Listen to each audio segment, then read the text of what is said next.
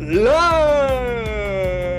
Coming to you over the internet, it's the FTW Podcast, the wrestling world in all its laughable glory. I am Harrison, and with me as always is J to the Rizzo, Joe. Say hello, Joe. Blue waffle. Google it. Don't Google it. Don't Google it. Rob, say hello, Rob. Hey. And that's it. Garbage Man and the Boys. We got a light show for you tonight. It is episode 113, coming to you live on May 8th, 2012. And if you're new to the show, check out ftwpodcast.com for more about us and how to get involved in tonight's show, as well as upcoming shows. You can reach out to us on Twitter, Facebook, voicemail, text message, and email. Bring in your comments in throughout the show for points of discussion. It's going to be a lot of fun. Tonight's live chat can be found at ftwpodcast.com/live. Always fun inside there.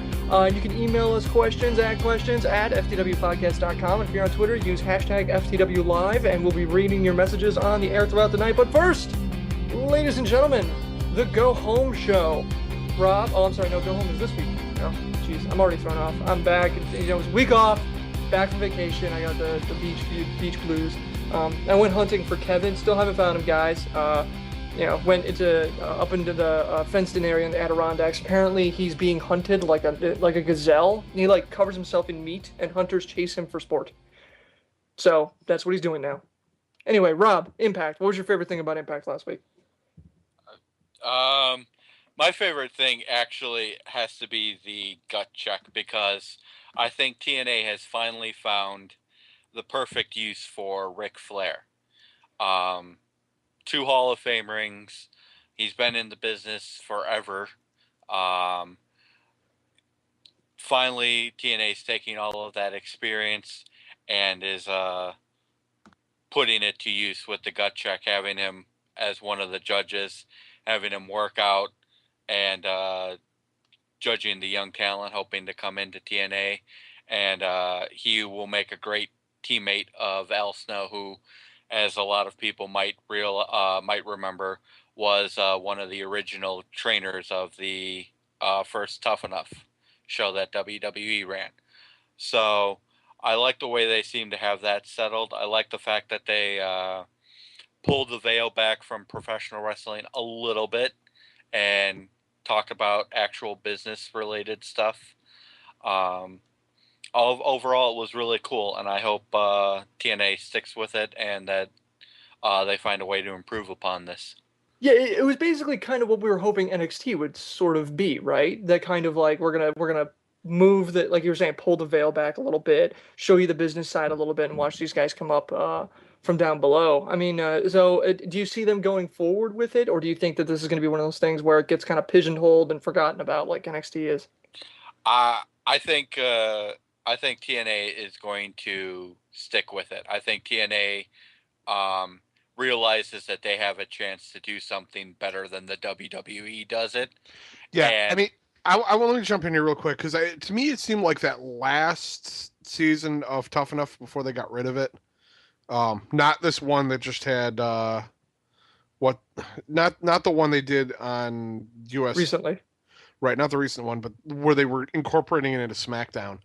I think TNA is going to do a better job than that, but I was not impressed with Silva one bit when they had him on there. So, to me, I really hope they're getting better guys in there.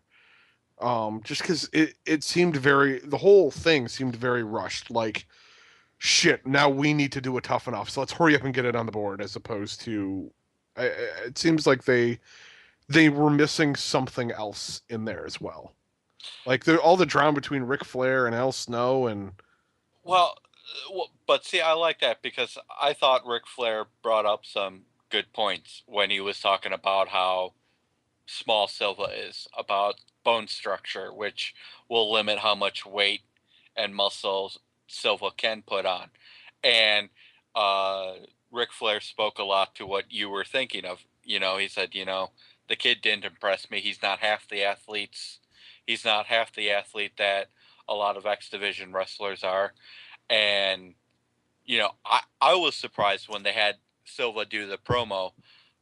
I was surprised because Silva starts his promo out talking to the fans, and about halfway through, Ric Flair just stops him and says, no, don't talk to the marks. Talk to us. 30 seconds. Start again. Yeah, that was the only thing that I found interesting in the whole thing. Yeah, that was a question that the chat brought up. That they felt it was a little too insider, like a little too in baseball. Um, do you think that's the case when he actually dropped the word marks? Um, I could see where it would be. I mean, it's probably it's probably a mistake on Ric Flair's part to use that publicly in front of the actual fans. Um, See, I don't think so. I'm going to disagree with you on that one, only because TNA has been basically every time they use, because they've been using marks a lot lately, referencing the marks. They're really pushing it to be a negative connotation, and I think that's why don't talk to the assholes who sit in their parents' basements on the internet talking about wrestling. Talk to us, and just for our listeners, uh, none of us are in our parents' basements right now, so you can go to hell. exactly. I'm actually in a house that doesn't have a basement, Well, I'm there you go. I'm in the crawl space, so unless I was sold something that I didn't understand. Chat saying Silva's promo wasn't great, to be fair, No, or it it wasn't wasn't. great. Sorry. It wasn't. I don't think that promo was good enough to change your mind. If both Bruce Pritchard, I think, and Ric Flair were going to say no, I don't see how that promo changes their mind. One thing I was interested in was the third judge, Bruce, TNA's VP of Talent Relations. I was really interested when he told Silva and was telling the other judges, I've seen much better performances from you. I didn't see it last week. Um, it makes me wonder if that's kind of what TNA's hoping on when they went with accepting him, is just saying, okay, well, you got nervous, you had one bad match, but we've seen you do better, so we're going to hope that you can get rid of the butterflies. Yeah, I thought it was interesting that they had Bruce Pritchard on there. I thought of it, I mean, the fact that they called him the VP of talent, whatever, instead of head writer. But I like that the angle that they're going is that it's like it's almost like the American Idolification of pro wrestling, and it's obviously a direction that is worth pursuing. And I think it's interesting that Impact went there first. But anyway, from the chat, felt like it worked through a sob story came out and it changed their minds. That basically that the sob story comes out and they're like, oh well, I guess it's okay, it's okay, buddy. We'll feel better about you. It felt a little worked, and basically disagreeing with us, saying that they don't think that Flair was out of line to use the word marks. It felt it kind of fit his character to belittle the fans like that, in their opinion, which I'm not sure about. I mean, can you do something in character and still reference kayfabe? totally. See, I in this day and age, I guess you could. I wouldn't, and I don't particularly like it. I mean, if you're going to be in character, be in character. But at the same point in time, I can see where, in this modern era, with how professional wrestling is viewed, and is really not in the business of trying to pass itself off as necessarily real. Um, I can understand where you could have a heel character do that just as like a special insult to the fans. Like, you're less than nothing, you know. Yeah, yeah. And there is something to be said for the fact that, I mean, I watch pro wrestling, like even today I was finishing up watching Raw on the DVR, and my wife and my father-in-law were here and they were watching it with me. And when I start explaining the things that go on behind the business and everything, you can tell they get interested in that because it's not just flashy moves and DDTs, that there's a lot going on behind the scenes. And I think incorporating the fans with that engages them in a new way, and maybe a way to open it up to an audience like that maybe may not like pro wrestling but likes business side of it, or likes the talent relations side of it, or the entertainment side of it. So I Uh, mean, there is something to be said for that. right, and I've noticed the same, because when you talk to a lot of people who don't like pro wrestling and you ask them why, one of the first things they say It's is, fake. "Well, it's not real. It's Yeah. fake." And if you explain to So, them it's not, it's storyline, there's things going on behind it, there's more subtle than that. Yeah. um uh Two thing from the chat, issue is using the word marks. Half the fans won't know what he's on about, and a quarter will think it's cool being the insider, and the quarter will feel like, oh, Insider. Uh, Oh, he just made fun of me. Damn it. yeah. Ziggler always mentions the word mark on Z True Long Island Ice Story or whatever it is. I haven't seen it, so I don't know if he does. I do want to point out that the Marks over at Marked Up and the Marks Facebook group were both offended that he decided to slam the Marks. So if you want to help them out, head over to their Facebook group, the Marks on Facebook, and tell them, you know what, buddy, we're here for you. All right. Any final things before we move on to SmackDown? I mean, there were some great matches. That's an Bobby, afterthought. yeah, yeah, as an Yeah. afterthought. Bobby Roode and Mr. Anderson had a pretty strong match. Really, there wasn't a bad match on here. I really liked Brooke Tessmacher beating Gail Kim with Gail Kim's own finishing move. I laughed my ass off at that. That was wonderful. Yeah. I'm really enjoying Assmacher's work. She's really stepping it up since she's come back. Yeah. All in all, it was a pretty solid show, but I just wanted to take this time and highlight the Gut Check show because I'm really a fan of how that's going so far and the potential of that show. Cool. All right. Joe, SmackDown. What was your favorite moment last Friday? So Raw. No, I'm kidding. No, I think the high point for me. It was probably Sheamus Daniel Bryan again. They did a rematch with Sheamus winning. Good match, solid match. I'm loving what's coming out of those guys. You also saw Randy Orton and Big Show beating Kane and Cody Rhodes. Interesting segment. Damian Sandow comes out for his debut match, and it's going to be against Derek Bateman. Sounds great, right? Well, Damian Sandow refuses to compete, saying that the WWE Universe wouldn't learn anything from him competing against such a simple-minded ignoramus like Derek Bateman. Wow. I mean, is the genius still alive, and is he rolling over in his grave that Damian Sandow is poning his gimmick?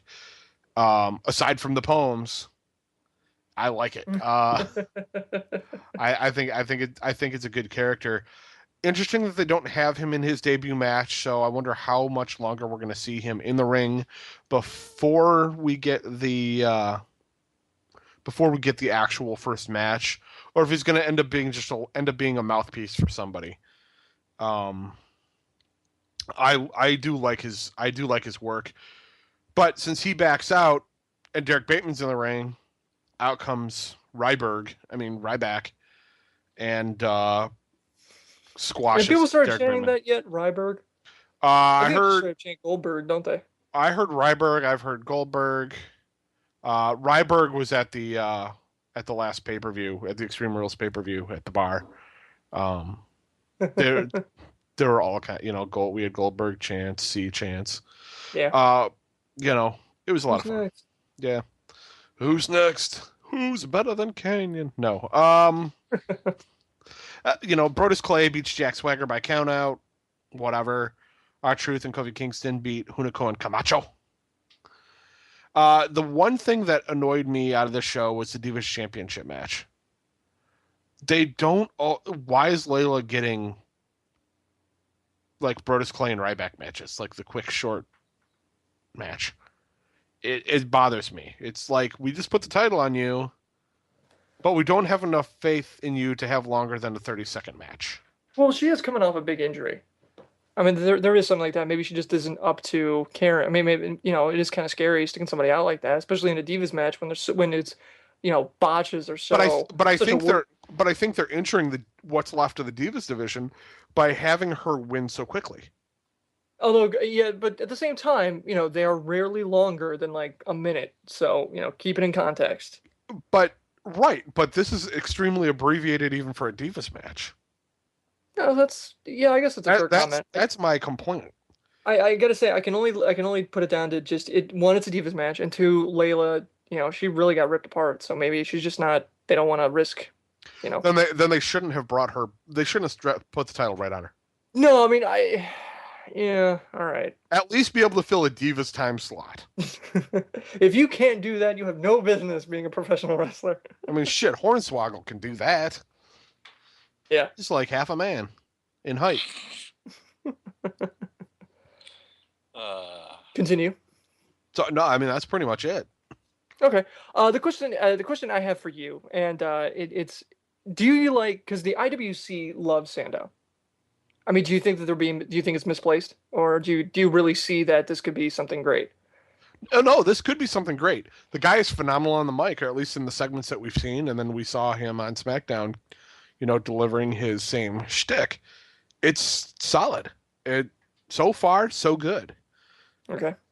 He's good on the mic. Now let's see what he can do in the ring. But why hold him? How long are they going to hold him away from the ring doing these promos? It's almost like when Randy Orton was injured when he first was coming in, they kept having him do like 8 weeks until I come back in the ring, 7 weeks until I come back in the ring. And you're not going to believe it. And they did that for quite a while. And then he came back, then he got injured, and then they did it again. Like early, this is before Evolution, Yeah. So Okay. I want him to see him last terribly long before doing something with him. Okay.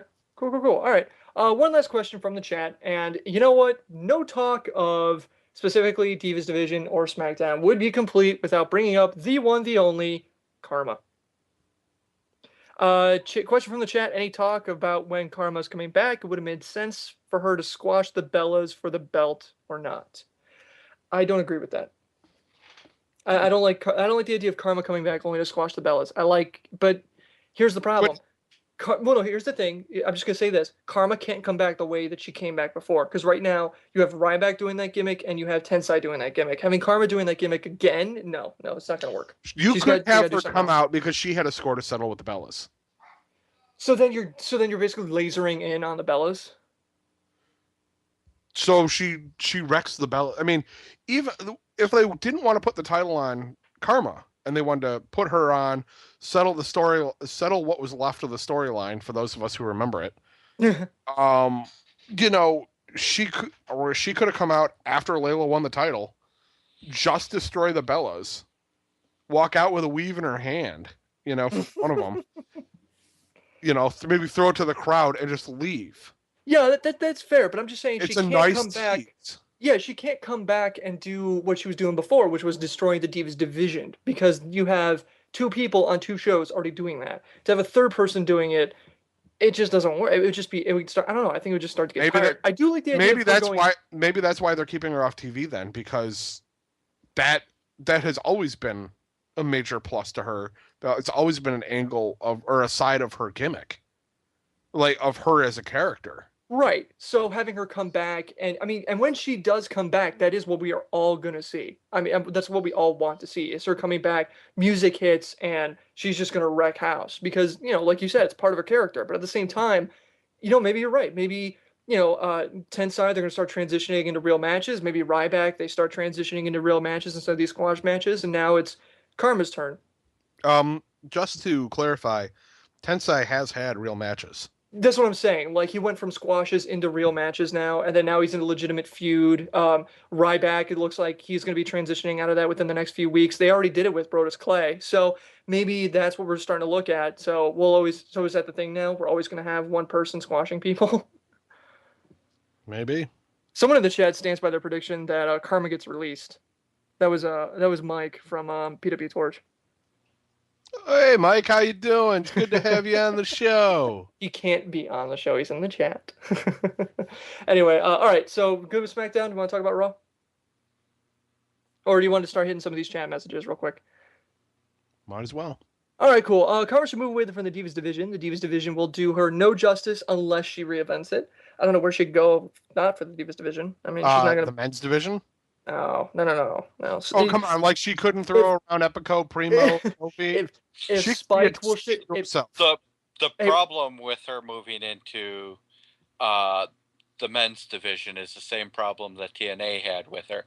Yes, she can beat the crap out of a guy, but the first time a male wrestler hits her, USA is going to pitch a bitch. Yeah, that's the thing. If the network that has a show called Mansers, which consists of silicone women doing shitty things with light beer, has a problem with a woman getting hit, no way in hell is USA going to be fine You know how with you it. remedy that? You have her go against the lower card, your almost jobber type Santino. guys. You No, have that kind of humor angle. well, no. Well, sort of. You have them That's what you had. go to clothesliner, and she just turns, and like they fall over, like she's an immovable object, and she just rips their faces. That's fair. The other one. If they could do China versus Jericho, there's a way to get this to work. Yeah, but China versus Jericho, that was on a pay-per-view, wasn't it? That wasn't on network TV. That was network TV. That was pay-per-view. Yeah. Oh, okay. All right. Anyway, the other one from the chat, which is so tinfoil hat, Paul Heyman and Karma. I mean, is that as insane as I think it is? Not really. If you look at, I see where the idea has some feet in that. Paul Heyman brought in Brock Lesnar. You know, he was the manager for Brock Lesnar, and Brock Lesnar was the next big thing in his original run. He could be the guy who ushers in the next big thing in the women's division. And you can't deny that Karma would fill that role awesome. But Karma can actually operate on the microphone. No. Oh, she can't. She's better. Okay, she's better on the mic than Lesnar was. Still is. Well, you could bring in a gorilla and he'd be better on the microphone than Brock Lesnar. Signing that they want the kitten. Racist. Yeah. Racist. You bring in Coco and sign about the kittens. Is Coco still alive? No, Coco's been long dead. I thought I read that somewhere and I wasn't sure. Anyway, moving on from this rat hole. I don't know. I mean, okay. We're gonna have to talk about Heyman in a couple minutes. You good with SmackDown, Joe? Yeah. Because that's the only thing really of note that happened on Raw. Heyman came back. Guys, I figured it out. This is what happened to the WWE. Last year, Triple H found, I'm willing to bet he was going around the grounds, and he found a time capsule, which had a bunch of contracts that now they have to honor. Which is why you have Lesnar coming back, why you have Heyman coming back, why all these guys, Albert's coming back as Lord Tensai. There's a bunch of contracts from 2004 that were in there, and they're like, shit, we got to put these guys on TV, which is why we're having the return class of Jericho and all these other guys. I'm just anyway. The only thing really of note that happened on Raw that's really worth discussing is the Cena Lesnar. I mean, Lesnar is fired, quote unquote fired. Basically, they're buying time because he only has 30. Lesnar is not fired. Lesnar quit. Oh, whatever. He quit. Whatever. He only has 30. Whatever. He has 30 days in his 1-year contract. Yes. Yeah, it's 30 appearances. Anyway, so he came back. Okay, before we talk about that, I do want to talk about this. Lord Tensai is being not only built as the next big thing, but he's even being sold it. If you're watching the Johnny Ace Punk promo or segment before the thing, Johnny Ace actually mentions Tensai, and Punk starts selling him like it's like a product placement. Oh, you think you can hide behind unstoppable monsters like Lord Tensai, who was amazing when he was in Japan and is now over here? I mean, it's like throughout the entire show, they're not so much building Lord Tensai as they're trying to get us to product place him, like they're trying to get like it's Subway. But that's the gimmick they're going with him. Yeah, and it works. The guy's been solid in the ring. Yeah, they're really trying to sell the mandible, or not the mandible claw, but the claw, the head thing, and then the green mist. But here's the thing: I can't remember a time when they really let a guy who made his appearance in such a manner. And they didn't let his build speak for itself like they're doing with Ryback. Although those idiot things backstage have got to stop. But throughout the rest of the show, they reference him and they keep talking about how amazing and how unstoppable he is. The only time I can think about them doing it is Lesnar to a degree. But that like old Lesnar, like way back when. Like I can't think of another time when they really. So I'm not impressed with Lord Tensai. I mean, I'm impressed with Lord Tensai in the ring. I'm not impressed with his ring entrance. I think it's kind of flat. But right. We've had that discussion ad nauseum. But I am interested in where they're going to go with this because it's very clear that WWE is looking to Tensai as the biggest thing to happen to Raw within the next month. So going into Over the Limit and probably the pay-per-view afterwards, we're going to be seeing a lot more of this guy and what he can do. And So that's I find it awesome. incredibly interesting. I think it's great. I mean, they're taking a guy who was back when he left WWE, he was a joke. Yeah, He Albert. was widely considered a joke. You know, he would come to the ring and it would just be shave your back chance. Yeah. That was it. And he did. He had mild success with Test when they were managed by Trish Stratus. They were an awesome tag team then. But like, I like the fact that he went away, reinvented himself, built a nice career in Japan, and is now coming back and they feel they can do something with him. I like it. I think they've got legs because of his battle with Yoshitatsu to an extent. I want to see if they're really going to do anything with that. I think they kind of blew by that. But at least there the argument was sound. You know, I think he's not really from Japan. I'm from Japan, according to Yoshitatsu. And then he says that Tensai is Japanese, is for earthquake, and what happened in Japan. Yeah, it kind of went. You kind of went, oh, okay. I get a little bit of the tension there. Yeah, it's you know, Joe, you're absolutely right. The only problem is though is that there's no way in hell that they're gonna have Yoshitatsu anywhere near this guy now. I mean, if they're billing him as much as they are now, If they do, if you do, he's just going to be wrecked. He's just going to be wrecked over and over. I like the fact that he's beaten John Cena. He's now beaten CM Punk. Right. Granted, there's a little bit of odd caveat with each one. You know, wasn't purely clean. Yeah, but the point is that but it's not just he's being put over, these two guys. I mean, it's very clear that WWE is billing Tensai as they're like, this guy is doing it. And the chat is agreeing with me on both fronts, saying Lord Tensai is Money in the Bank this summer. I don't know about that one. I don't think he really needs it at this point. I would rather have that for somebody else. But it's definitely an interesting situation. But there are also the chat also said the issue is that he is having no reaction, which is true. His reaction from the crowd isn't indicative of the magnitude that WWE is billing him. Right, but let that build. That's what I'm saying. That Joe, yeah, I'm gonna say that I still don't think the guy's getting the reaction, but hearing how you describe him and seeing where WWE is pointing him, I am really interested to see where he goes over the next 2 months. Maybe he will. I don't know, but this will be the telling time if they can actually get fans to, you know, to believe that he is this force. Yeah, because he is. Let's pull no punches on this one. He is. It's just the crowd is like they're still on the Albert thing. I think that I think that's where your lull is coming from. I think it's partly the crowd is on the Albert thing, and I think there are a lot of people who agree with Harrison. They want a flashy, bigger entrance, something that to get them psyched up for what the guy's going to do, and the Japanese wrestling style entrance just doesn't connect with American fans. Yeah, but here's the thing. I think that's something WWE has to try to figure out too. I also think it's part of the WWE trying to push a little more cultural diversity in their wrestlers. The fact that this big fat white guy is being touted as being this Japanese wrecking machine, you know, trying to bring in some Japanese culture to it, but they're putting it on a guy who's not normally of that ethnicity, like of that region. I think it works to kind of, you know, everybody. Just because you're from Japan doesn't mean you're the typical Japanese. Yeah, you know, Garvin and his wife took a trip to Mexico. That doesn't mean they're Mexican, even if they were huge over there. Right. If they came back on a donkey eating a churro, that doesn't mean that they're the next big thing. They're not the next Rey Mysterio. No, yeah. My thing is, I love Tensai's entrance. I think it's awesome.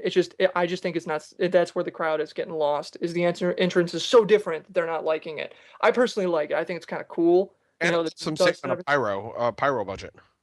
That is true. Maybe they blew it up. I mean, you know, Kofi gets 5 blasts. I think. I mean, that's a lot. They could probably pare that down to 2. Well, he gets 8 because he gets boom, boom, boom. It's 2 from each side, and then when he does the little jump. And I forgot both sides. Yeah. Okay. Good point. So, yeah. Chat does bring up another good point. The issue is if he doesn't get any reaction with Punk Cena, I don't know how they will. Here's the thing: if we are still having this discussion on Tensai in 2 months by Money in the Bank, if we are still discussing Tensai not getting over in the crowd, he is a failure. I mean, it is dead in the water. It's never going to happen because this character, the way they build this Oh, is you're not- just mad because Sakamoto does the LeBron James Dustin. Shut up, Joe. You were not allowed to mention that name. All right. So here's the thing: Paul Heyman came back at the end of the show to say Brock Lesnar quit. Miraculously, Paul Heyman was involved in WWE, and one, no refs got knocked out, and two, no one ran in from the crowd, which I am amazed at because Heyman was on there. Anyway, I'm not impressed with Paul Heyman. I think he's gloriously overrated. But I mean, I don't want to belittle the guy. I want to hear your guys' reactions. Joe, guys, what did you think? Heyman coming back. I think the usage of Heyman in this instance was perfect. Why? The guy is a great mouthpiece, and he was the mouthpiece for Brock Lesnar when Brock Lesnar was in the WWE previously. In that aspect, this was perfect because he came out, gave the speech, and left. There was nothing else to it. Rob? Yeah, I can agree with that. I mean, it's been no secret that, I think Lesnar is horribly overrated. Heyman has his moments of he's had some good ideas. But it worked. Heyman's appearance on Raw worked, like you said, Joe, because of the narrow box. Because he was Lesnar's mouthpiece and manager when Lesnar was in the WWE the first time, and because that's all Heyman did. Heyman came out, read the statement, and then just left. And on the flip side, Heyman has been involved with Brock Lesnar since the WWE. If anybody followed Brock Lesnar out after he left the WWE, because you can't assume that people did. We're only speaking in a wrestling context here. Mm-hmm. If they followed him, they would find that Heyman did a lot of stuff for Brock Lesnar. He worked with the Brock Lesnar camp quite a bit. So it makes even more sense for those people who did follow his career because they got that full picture. Heyman has almost been Brock Lesnar's Eric Bischoff. I mean, he really became Lesnar's agent almost. When you think about it, he and Lesnar did a lot of work together, so it makes sense in that aspect. You're right there, Joe. Chat's agreeing with Joe. They're saying that Heyman cut a great promo and got more heat in 5 minutes than 95% of the roster. Yeah, I would say that's mostly because of Lesnar, because like the other person in the chat mentioned, he's a good salesman, just not sure if the younger crowd even know who he is. I can guarantee you half that crowd doesn't know who he is. He's a fat Tom Hanks. If you look at him, he looks like a fat Tom Hanks.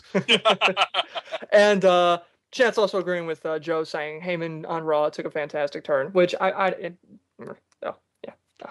It added a little bit more flash to the storyline, since if you're not going to get Lesnar wrecking face, you might as well get Heyman talking some shit, because Heyman talking shit is awesome. I will give you that. He's good. He is good as far as smack talking and pushing I mean, you have to have someone pushing the Lesnar storyline because he only has 30 appearances or whatever. So he's not Lesnar cannot be on camera all the time. Heyman coming back is a natural fit. I think they're going to keep Lesnar off TV for a week, maybe 2 more. Well, they got to have that thing with Triple H. Well, right. You're going to see him come back because, I mean, there are 52 weeks in a year. If he's only booked, I mean, there's 12 of them that he won't. Or wait, no, bad math. 22. So there will be gaps. There will be gaps. Oh yeah, and whatnot. But he'll be used frequently throughout the next year. I mean, even if you keep him off for 2 months, you're going to see him come back for SummerSlam. Yeah, Garvin's basically echoing that. He's saying that basically he's going to be off TV for the next month or so because Triple H versus Brock at SummerSlam, which is probably what's going to happen, and then WrestleMania build-up, or Royal Rumble, Survivor Series. Basically, during this time between now and, say, June, we're not going to see Brock at all. We might see him once.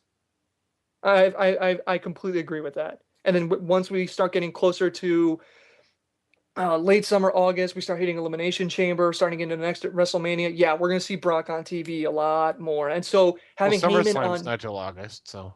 Well, that's what I'm saying. I mean, just like later on. The thing is that now you're gonna have Heyman building up all that heat, which is then going to transfer to Lesnar, who's going to be like, oh, I remember when this guy fought Cena, and that's just going to be a great build for later in the year.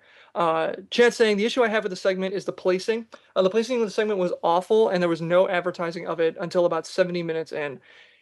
I don't think that hurt it. I think having Heyman kind of surprise everyone by having him come on at the end of the show, and CM Punk basically tweeting about it right beforehand, saying, hey, look who I saw, and then showing Heyman coming on. I think it's very IWC as far as it's very inside baseball as far as the way they did it. And I mean, the other problem of having Heyman later in the show, Lesnar is a main event. It's a main event storyline. It's gotta go late in the show. So, all right. So, time for questions from everybody else and you guys. You can ask us questions by emailing questions at ftwpodcast.com or send us a tweet at ftwpodcast using the hashtag AskFTW. And post on our Facebook wall, facebook.com/FTWpodcast, like Jonathan did, who posted this on our Facebook wall. Basically brought up that commercials for TNA pay-per-views are woefully lacking. One, the commercials, which only Slammiversary commercials are getting more time. Basically, he's wondering why TNA pay-per-views sneak up, which we've had this discussion very often in the past about. It seems like TNA does a very terrible job promoting their pay-per-views coming up, whereas you watch WWE and even, I mean, Raw, the dust hadn't even set on Raw last week, and already they were talking about Over the Limit. So, yeah, I mean, 2 weeks beforehand, you're going to have graphics, you're going to have stuff on the Jumbotron, they're going to be discussing it. Week beforehand, I mean, they are basically doing everything but giving away coupons to get you to buy that damn thing. But Jonathan on Facebook brought up a really good point. Basically, he starts to wonder why pay-per-views aren't brought up enough during the show. It only comes up in 3 ways. One, commercials, which only Slammiversary commercials are getting more time, which is understandable. Impact on the same week of the pay-per-view, with an exception to the main eventer bringing up in promos. That's the 3 ways that pay-per-views really get promoted on TNA. We obviously have said and agree with this. And if they, I mean, do you see? Okay, my question is, this isn't his question, but this is my question about it. Why do you think that is? I don't know if TNA thinks they have a lock on their audience and that everybody's just going to go buy it or what, but like, I don't know, maybe they haven't found that line. Like, they don't want to hammer it constantly and make it overkill like they occasionally do, but I don't know.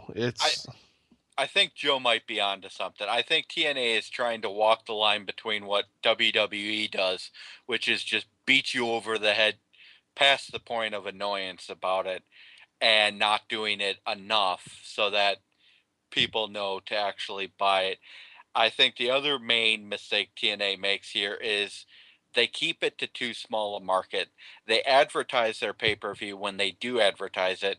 They advertise it to people who are already going to buy. So they're not pushing it out into bigger markets where they might get new people buying. Now, for the past couple of pay-per-view cycles, they had been doing a good job on this. The Lockdown was hosted in theaters, for example. Yeah, I saw an ad for that. I thought that was pretty cool. Right.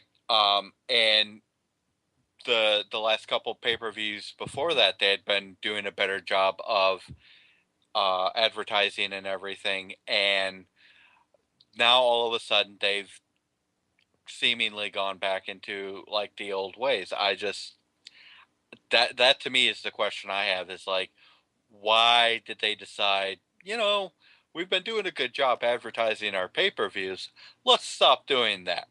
Well, the only thing I could think of that it's I know it's a stupid thing, but it's like one of those brain worms that you can't get out.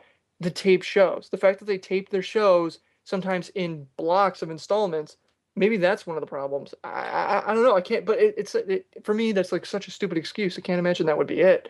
I don't know. I really don't know. I think the other problem is maybe because TNA is one of the largest shows on Spike, they can't really advertise outside their demographic because who are they going to get?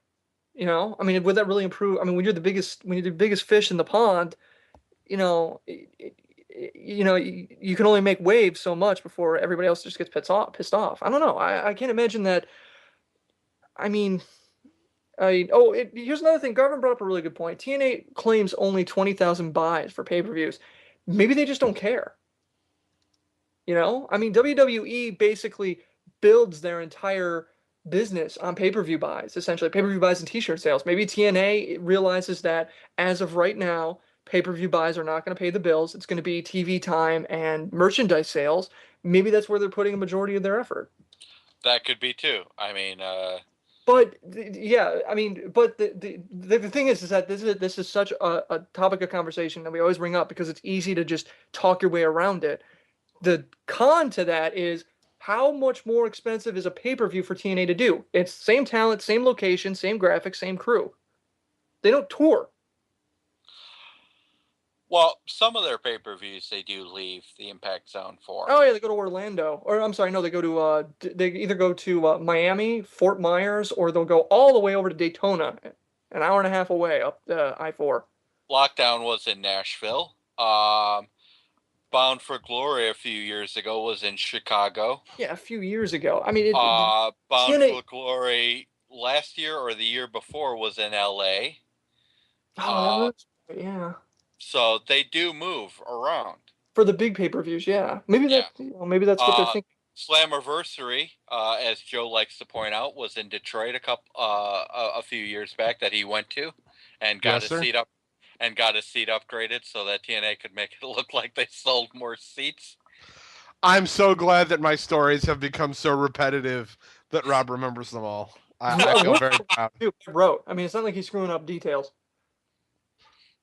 Nope, Rob's got it down. I've ingrained it in him. Okay. All right.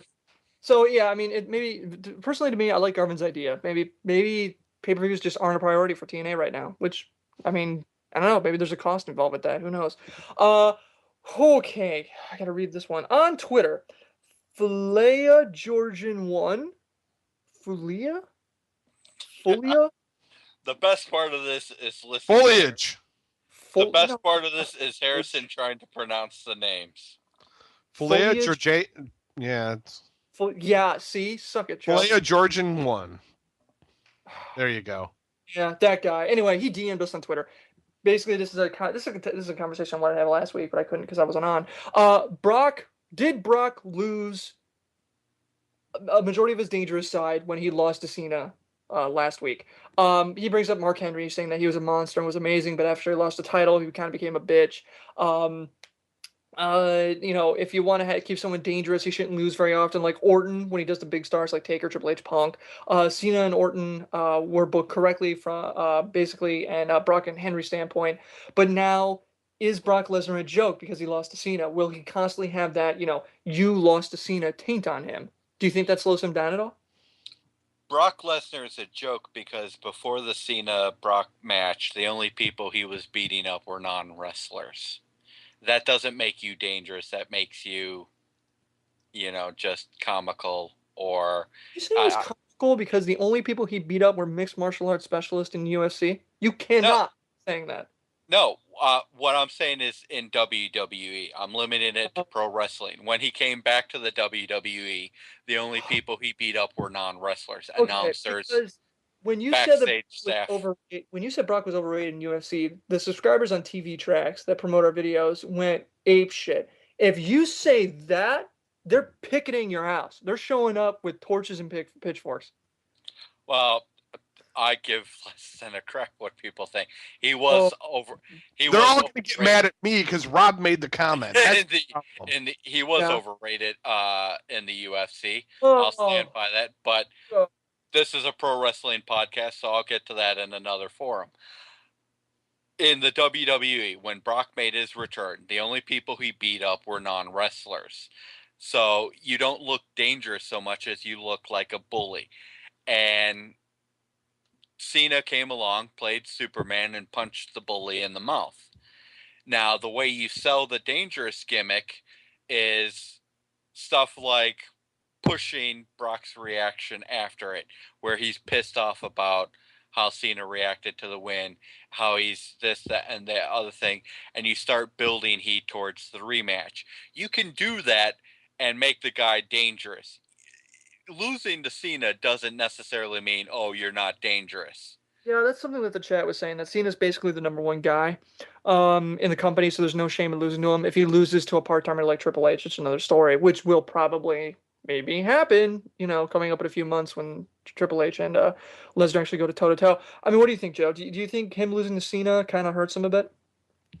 Initially I thought so. It just paints Cena as the fighting guy who's going to try and overcome the odds no matter what, and has a possibility of doing so. But I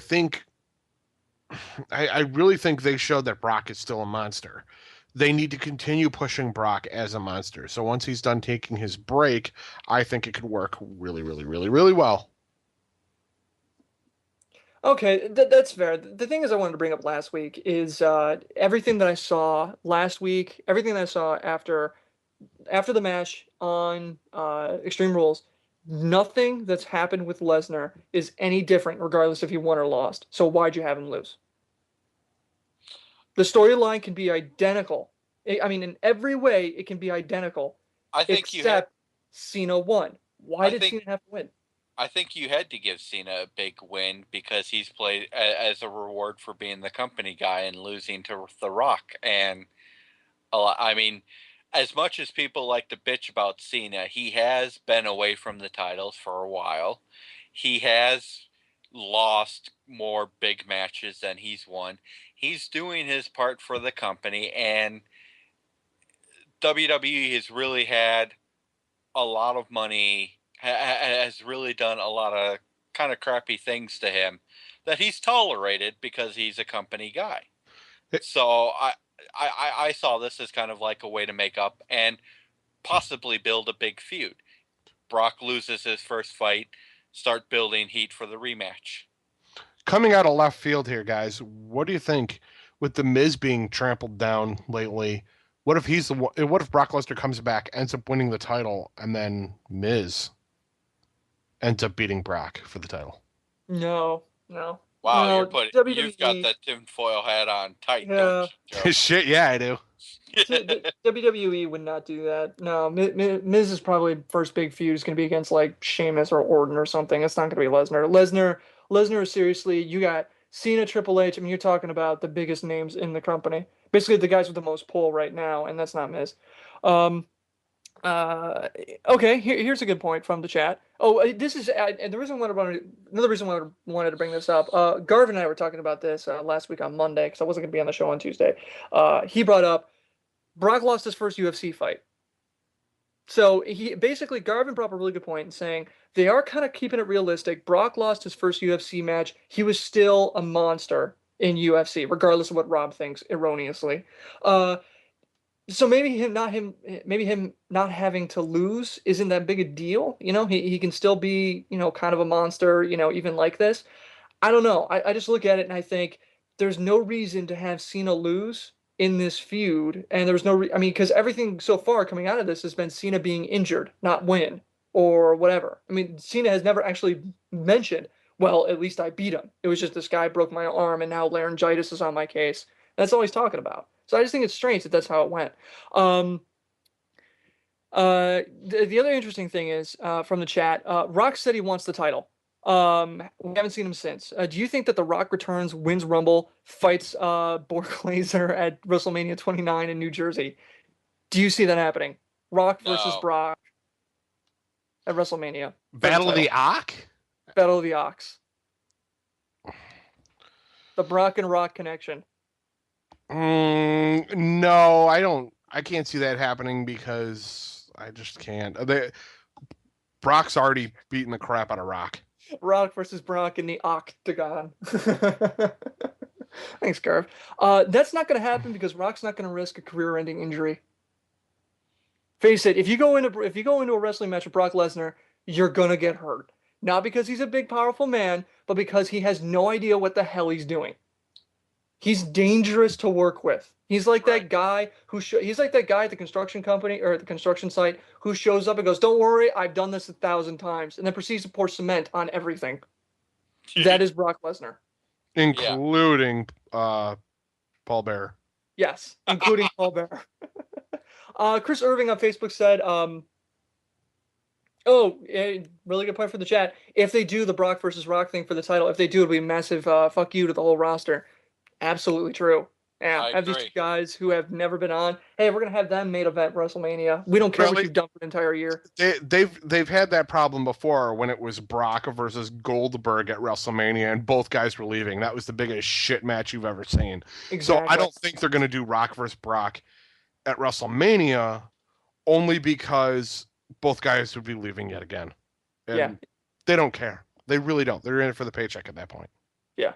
Chris Irving on Facebook said, so basically, both number one contenders from last pay-per-view are chasing the other world titles.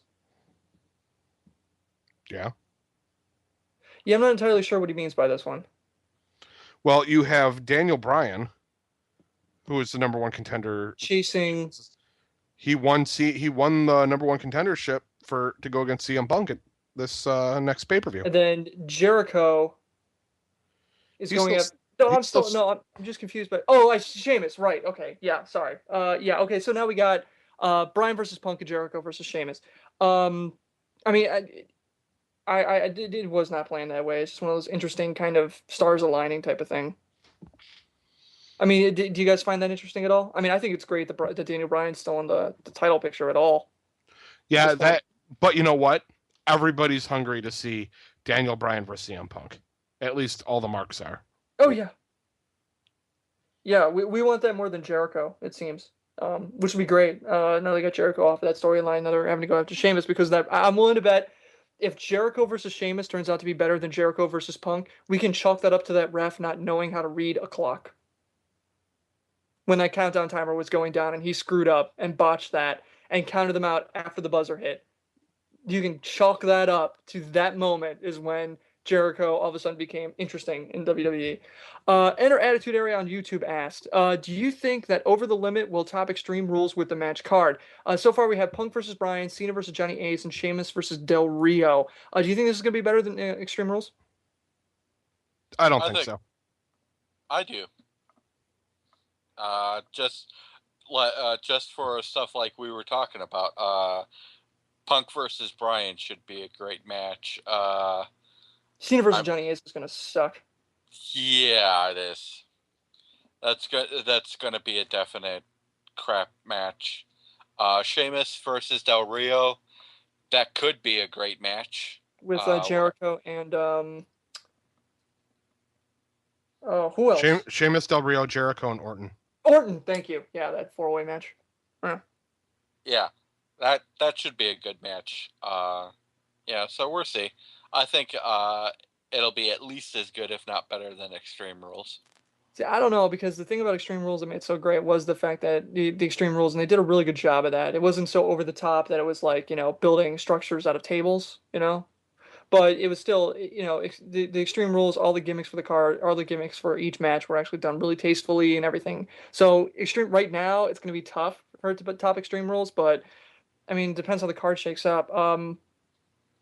Chat saying to make up for Cena versus Laurinaitis, they give us Punk versus Bryan. And also brought up to show how relevant Orton is when everyone on this show forgot that he was in a title match, which is true. Yeah. Yeah. Unless the theme of the pay-per-view is orange, I don't think we really need Orton. Yeah, he's just like that. I don't know. He's like that guy who you forget is with you when you're hanging out with your buddies. You all tend to like crowd around and drink over a beer, and then he's like hanging out in the back, wondering why he's not in the conversation. It's the Harrison.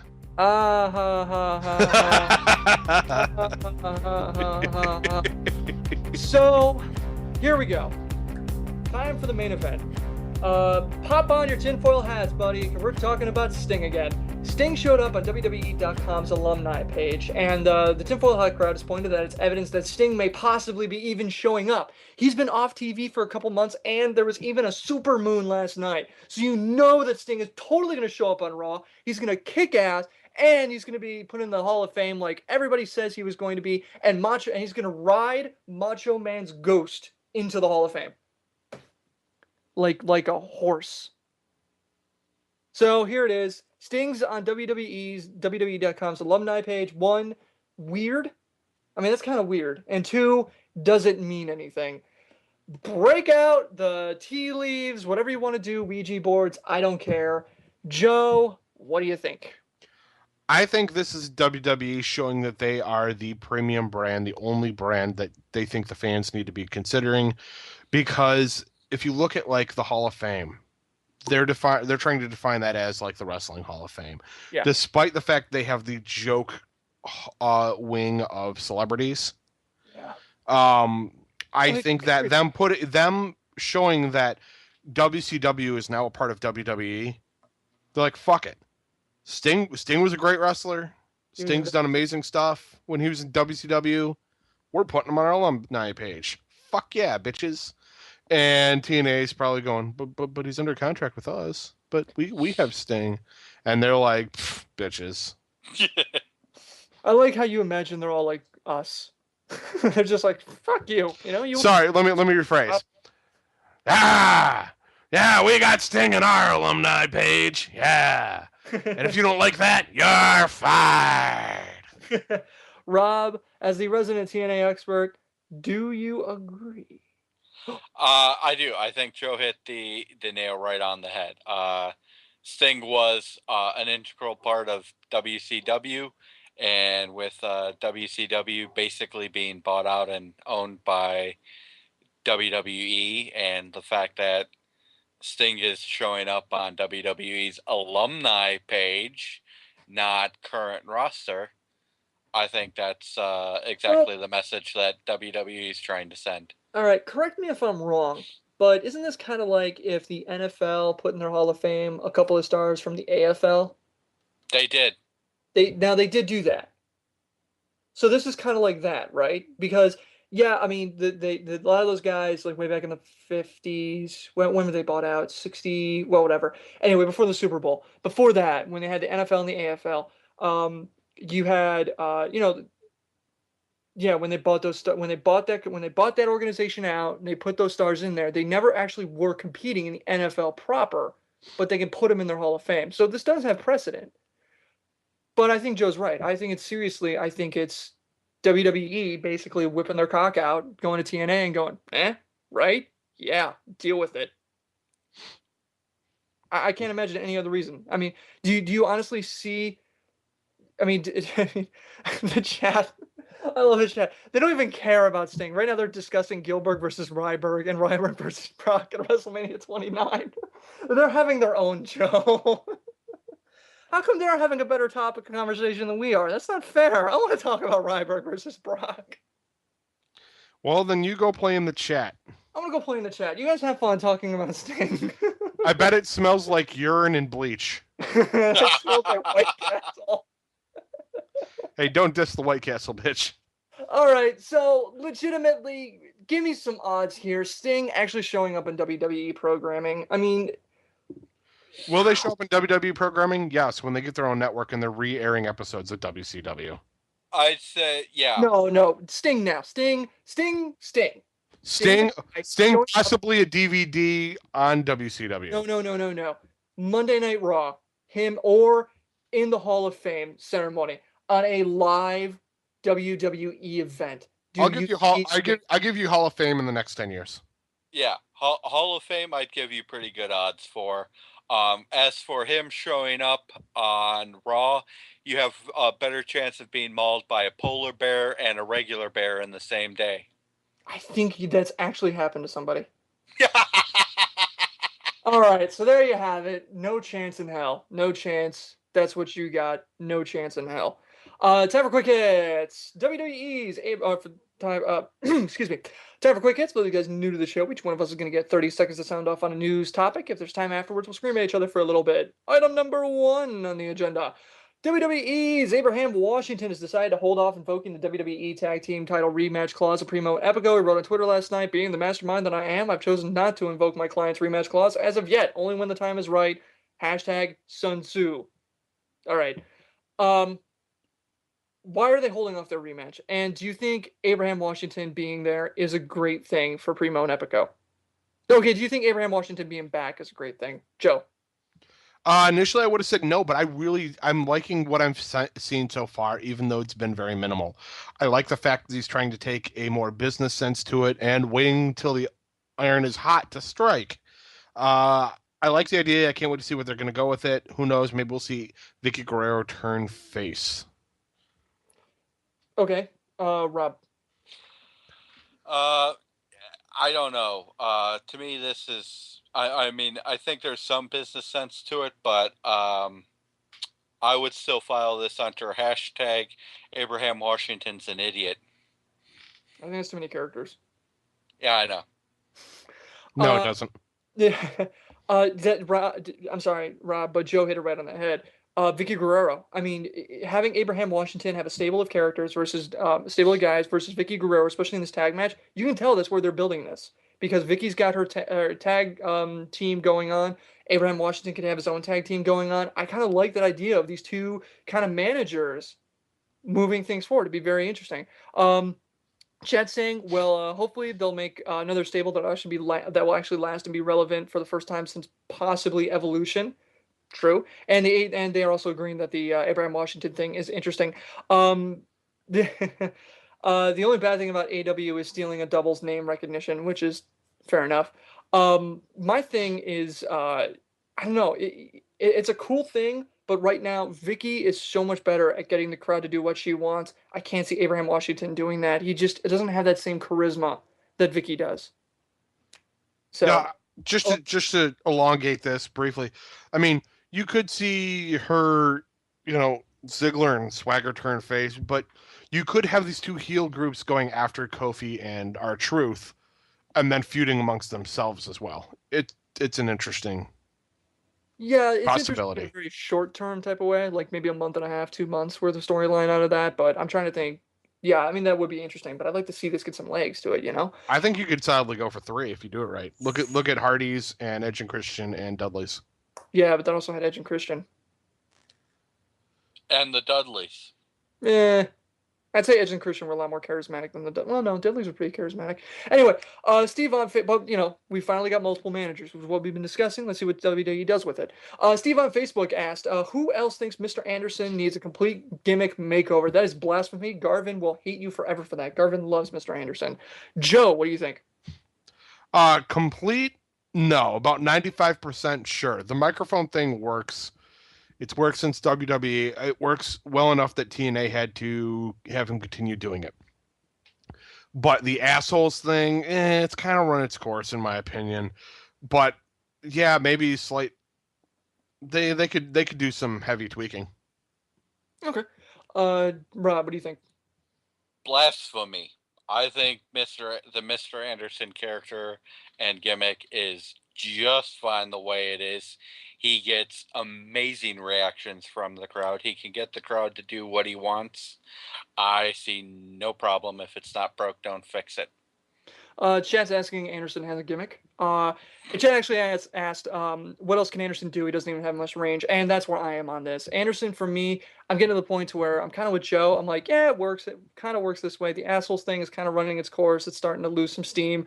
All right, come on, buddy. You've had this. Basically, he's had this gimmick for like 6 years. Let's see what else he can do. So I'm just like, I'm not really feeling it right now. So yeah. Anyway, all right. So now it's time for Joe's trivia question.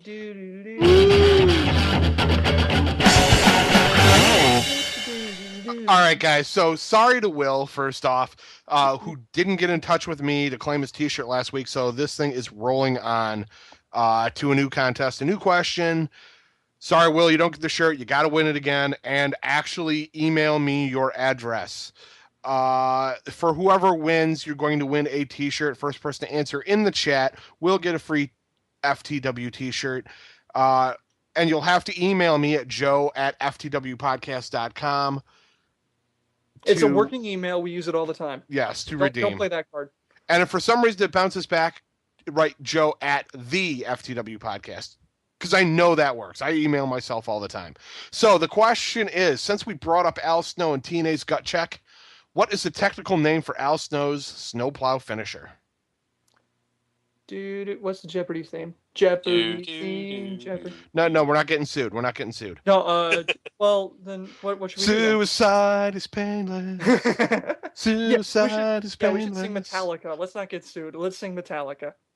Yeah, Air because National World. Metallica never goes after Ah. people. Yeah, they don't go after people about their music. Yeah, because they didn't sell out.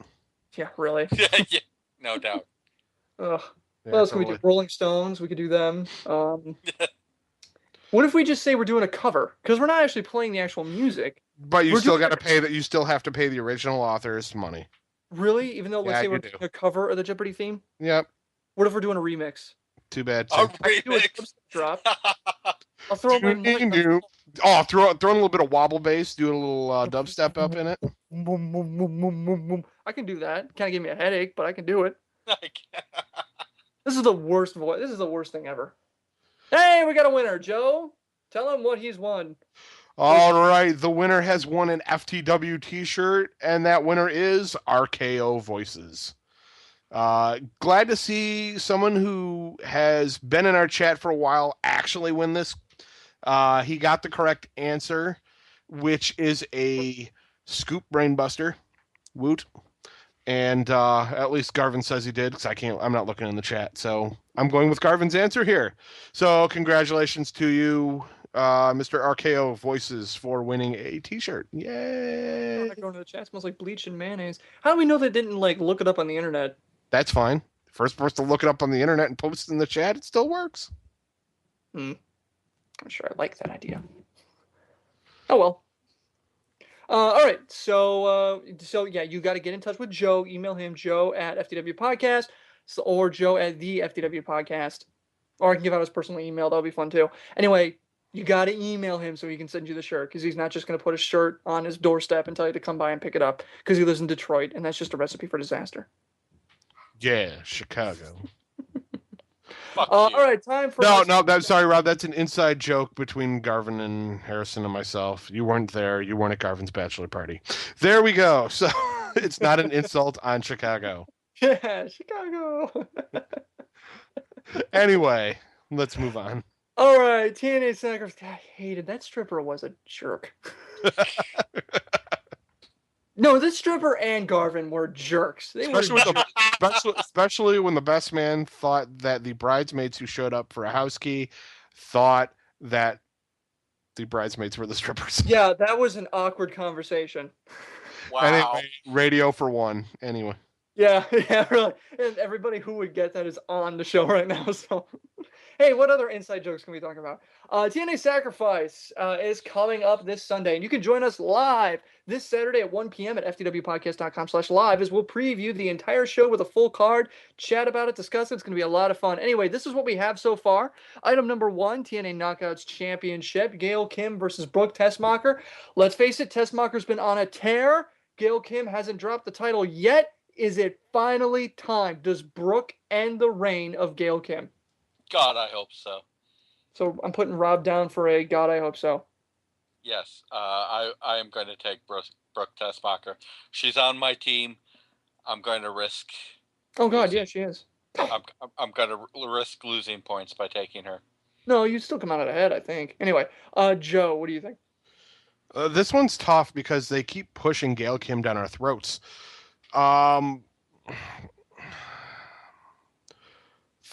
As much as I want to see Brooke win it, I'm going to go with Gail Kim.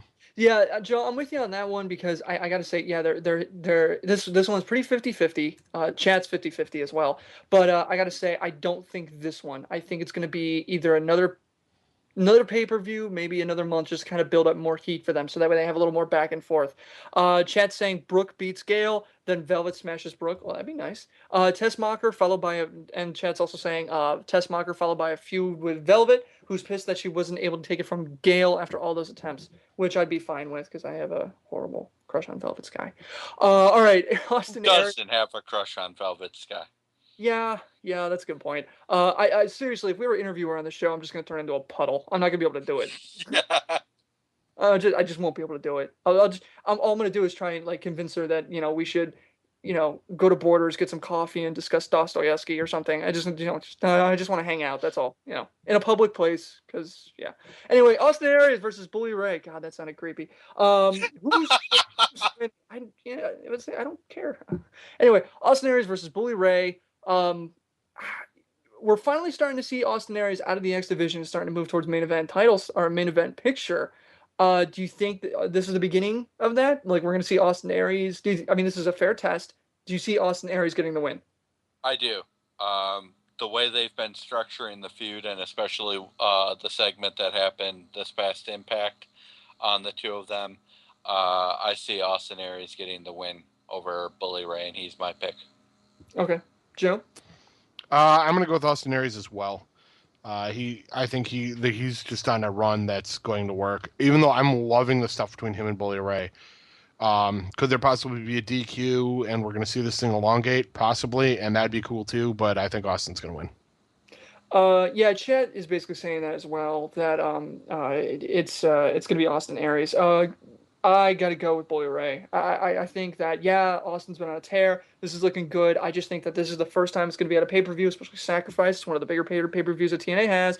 I think they're gonna be like, all right, we're not giving you the win. We want to see what happens when you lose and how much can we build you up a little bit with that.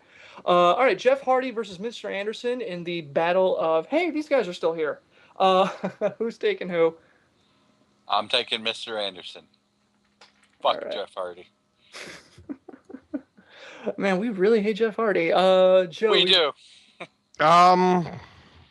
This one's pretty tough, but I'm going to go with Mr. Anderson because I think him versus RVD could be good. Does that mean I think RVD's going to win the world title? Well, you'll have to wait and find out. Well, obviously you. Okay. You said you're taking Anderson, right? Yeah, Joe. Mm-hmm. Yeah, I'm with you as well. TNA World Tag Team Championships. Woo! All right. Samoa Joe and Magnus versus Daniels and Kaz. Is there anybody that you think? I mean, does the Samoa Joe and Magnus train are just on a roll? Chat's going with Hardy, by the way. They're agreeing with Garvin, which is clear that they're insane. Samoa Joe and Magnus. That's where my vote's at. Samoa Joe and Magnus. Yeah, Mine too. they're on such a trail. I mean, they're on such a tear right now. As far as do you think Daniels and Kaz really have a chance of slowing them down at all? I mean, do you think that they're basically just grabbing guys and throwing them at them, or do you think that they're trying to build something here? I think they might be starting to. I think I'm going to change my vote. Sorry, okay. Rob, but I'm changing my vote. I think the storyline with Daniels, Kaz, and AJ, I think it's got some odd legs, and I think that the title may come into play. Wow. Okay. So you think that they'd switch? Okay, so why? You just think it's just something, just gut instinct? Yeah. So you're just going with your gut and saying that Daniels and Kaz? Yeah. Okay. All right. Changing the title, mind you, not just losing or winning or anything, but changing the title. Yeah. All right. It's a title change. I mean, what do you think? I think they might be trying to build a feud between Joe and Magnus and Daniels and Kaz here. We could eventually see Daniels and Kaz get the tag team championships, but not right now. I agree with you, Harrison. The Samoa Joe and Magnus are on a roll. I mean, the crowd's digging it. We're finally hearing Joe's going to kill you chants again. Yeah, I know. I was so happy when I started hearing those again. All right, fair enough. I mean, chat once again, 50-50 on this one. I mean, I could see it going the other way just to get the title off of Joe and Magnus, but I can't really see. I mean, might as well ride that rocket and see how far it goes. All right, so this one is spoiler alert. Kurt Angle versus AJ Styles. I don't know where we got this one, but it hasn't been booked on TV yet, so spoiler alert. All right, Kurt Angle, AJ Styles, who's taking what? AJ Styles. Really? You think that they're going to keep pushing Kurt Angle then? Or pushing him down, I should say. See, I think it's what TNA does best. See, I think Angle's going to win.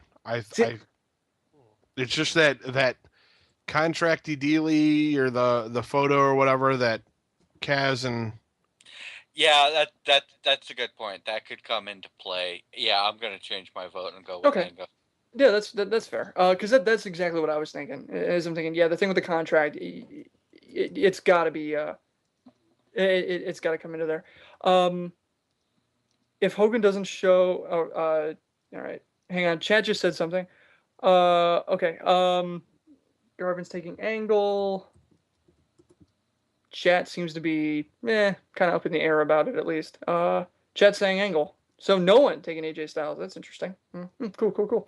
All right, TNA World Heavyweight Championship. Bobby Roode versus Rob Van Dam. I know, Joe, go on. What? You think he's going to drop the title to RVD? No. Really? You think he's not going to? I think Anderson could cause an issue, and that will spark Rob Van Dam versus Mr. Anderson. I think Bobby Roode's walking away with the title. Okay, yeah, that's fair. I think Bobby Roode's going to hold it just because he's like for the same reason Smojo and Magnus. I mean, why pop the tires now? What about you, Rob? I'm actually going to go with RVD here. As we've talked about the past few times, Bobby Roode really doesn't need the title to get heat, and you could really get some more traction from him chasing the title. And RVD never really lost the title. They're making a big deal over the fact that the title was stripped from him because of Abyss's attack on him. RVD was never really pinned and lost the title. So I think they're going to give him another world title reign. It'll probably be short, but I think RVD gets the title one more time. And that's why I think Joe has it with Mr. Anderson coming in and denying RVD that title. Like, Anderson comes in and actually stops RVD from getting the win. Like, it looks like it's going to be a clean victory. RVD's got the pin. Anderson comes in and hits him with a Singapore cane or something. I really think Joe's onto something with that. And so is the chat. Chat's saying Rude as well, that he's going to keep the title. Also, chat says, I swear if RVD wins Eternal Lulls, as it proves that TNA just isn't trying. I don't know about that one. I think that, yeah, like Rob said, there is something to be said about the fact that he did not, drop the title. Although, one thing I want to bring up to the guys in the show, we have had a throwdown. Hogan versus McMahon in the live chat through the gauntlet said, quote, if Hogan doesn't show his face on the pay-per-view, he will give the entire FTW crew Slim Jims. Awesome. Hogan, I am hoping for a no Hogan show, which means Hogan will be on every other match. Yes, and we will not get Slim Jims. So, but if he doesn't show, no, a video promo is fine, but like live in the arena, camera turns to him and he speaks live, then yes, that does not count. Yeah, I mean a video thing is fine, but yeah, if Hogan doesn't show up, I mean, awesome. Well, okay, so good pay-per-view. I mean, how do you guys think Sacrifice is shaping up? Everybody looking forward to it? Should be pretty awesome. I mean, the Bobby Roode, Rob Van Dam, Samoa Joe versus Magnus, and then Tessmacher versus Kim. Those should all be really good matches. And Austin Aries, Bully Ray, I think, will be a great match too. Please, like Austin Aries has done anything in the past year. Yeah, not at all. I think the flop match, if you're gonna have to pick one, is either gonna be Jeff Hardy and Mr. Anderson, or it's gonna be Kurt Angle and AJ Styles. I think all these guys have their high points, but looking at the card, I think those are the ones that have the most rocky connection to solid storylines. See, I wouldn't even say that. I'd say Jeff Hardy versus Anderson, just because those two aren't exactly known for being the crispest in the ring. I mean, they're not exactly very technically sound. It's usually pretty botchy when those two guys go. All right, so time for win fail. Women wrestlers aren't getting paid? Why do you do a job? Here's your win. You do any job, And fail is to fucking get paid! of the week. Your wins of the week. Go, Joe. My win of the week is going to be Heyman on Raw. I liked it. It's a nice throwback to Brock's original run in the company, and props to them for having him come back in a very small role. Okay, Rob, your win of the week. I think my win of the week has to be the segment between Austin Aries and Bully Ray. I just really dug it for some reason. The way they did it with Bully Ray starting off bullying JB Austin Aries comes out and the two continue. I mean, and Bully Ray and Austin Aries have been doing an awesome job of pushing this feud. That to me, that's what a wrestling feud should be. Okay. Chat saying Punk calling Funk Man Mr. Rooney from Ferris Bueller. My favorite is my win of the week is this sort of bet it all on black mentality with Lord Tensai. I kind of like that. Regardless of either you like the guy or not, the fact that WWE is throwing everything on Tensai, and I mean pushing him to no end, is interesting because I want to see, will this guy deliver? And if they have that much faith in this guy, there's got to be something there that maybe I'm just not seeing or whatever. But it'll be interesting to see. Garvin is saying that Heyman's return and Punk tweeting the picture 5 minutes before it happened, which is what happened with Lesnar. Win of the week from the chat is saying Dolph Ziggler actually getting a win. Yes, that was awesome. Nice to see homegrown boy getting a win. And Heyman back on Raw is by far the win of the week, as it's been one of two things that have been above average this week. I wonder what the second one is. All right, fails of the week. Joe, your fail of the week. Go, Joe. 2-second Diva matches. Okay, fair enough. Rob, your fail of the week. Go. I'm really having trouble finding a solid fail of the week, mostly because I missed a lot of the crappy moments of the WWE this week. So, such a hipster. Yeah, I know, I am. So I'll have to go with my as far as fail of the week. I'll have to go with the whole. I'll have to go with. Rob, is it that the pigeons didn't get totally loose? Well, yeah, I guess that could be a fail. Yes. Okay. My fail of the week is echoed in the chat that we just saw. Fail. Miz continues to get squashed. Literally this time, losing to Brodus Clay. Love Brodus Clay. Love the Miz. Don't know what the hell Miz did to somebody backstage, but they clearly are not happy with him. He got in a squash match with Brodus Clay. I mean, joining the illustrious career of that one guy that Brodus Clay beat, and then the other guy that he beat. What is it? And then that other guy, but I can't remember their names because they're nobodies. And now Miz joins their illustrious, Hall of Fame there. Ugh. Anyway, all right.